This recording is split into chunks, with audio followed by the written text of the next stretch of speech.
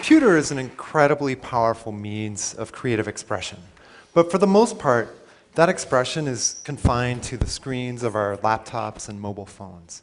And I'd like to tell you a story about bringing this power of the computer to move things around and interact with us off of the screen and into the physical world in which we live. A few years ago, I got a call from a luxury fashion store called Barney's New York.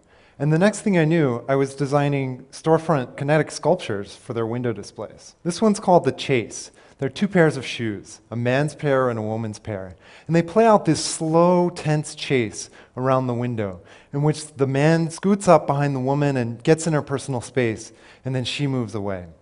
Each of the shoes has magnets in it, and they're magnets underneath the table that move the shoes around. My friend Andy Cavatorta was building a robotic harp for Bjork's Biophilia tour, and I wound up building the electronics and motion control software to make the harps move and play music. The harp has 4 separate pendulums, and each pendulum has 11 strings, so the harp swings on its axis and also rotates in order to play different musical notes. And the harps are all networked together so that they can play the right notes at the right time in the music. I built an interactive chemistry exhibit at the Museum of Science and Industry in Chicago. And this exhibit lets people use physical objects to grab chemical elements off of the periodic table and bring them together to cause chemical reactions to happen. And the museum noticed that people were spending a lot of time with this exhibit. And a researcher from a science education center in Australia decided to study this exhibit and try to figure out what was going on. And she found that the physical objects that people were using were helping people understand how to use the exhibit, and were helping people learn in a social way. And when you think about it, this makes a lot of sense that using specialized physical objects would help people use an interface more easily.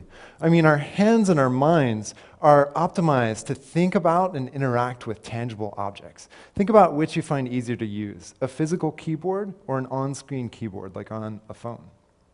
But the thing that struck me about all of these different projects is that they really had to be built from scratch, down to the level of the electronics and the printed circuit boards and all the mechanisms, all the way up to the software. I wanted to create something where we could move objects under computer control and create interactions around that idea without having to go through this process of building something from scratch every single time. So my first attempt at this was at the MIT Media Lab with Professor Hiroshi Ishii. And we built this array of 512 different electromagnets. And together, they were able to move objects around on top of their surface. But the problem with this was that these magnets cost over $10,000. Although each one was pretty small, altogether, they weighed so much that the table that they were on started to sag. So I wanted to build something where you could have this kind of interaction on any tabletop surface. So to explore this idea, I built an army of small robots. And each of these robots has what are called omni wheels. They're these special wheels that can move equally easily in all directions. And when you couple these robots with a video projector, you have these physical tools for interacting with digital information. So here's an example of what I mean. This is a video editing application where all of the controls for manipulating the video are physical. So if we want to tweak the color, we just enter the color mode, and then we get 3 different dials for tweaking the color. Or if we want to adjust the audio, then we get 2 different dials for that. These physical objects, so here the left and right channels stay in sync, but if we want to, we can override that by grabbing both of them at the same time. So the idea is that we get the speed and efficiency benefits of using these physical dials together with the flexibility and versatility of a system that's designed in software.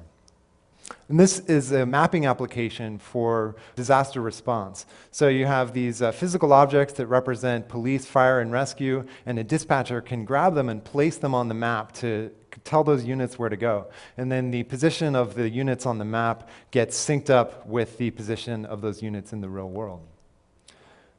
And this is a video chat application. It's amazing how much emotion you can convey with just a few simple movements of a physical object.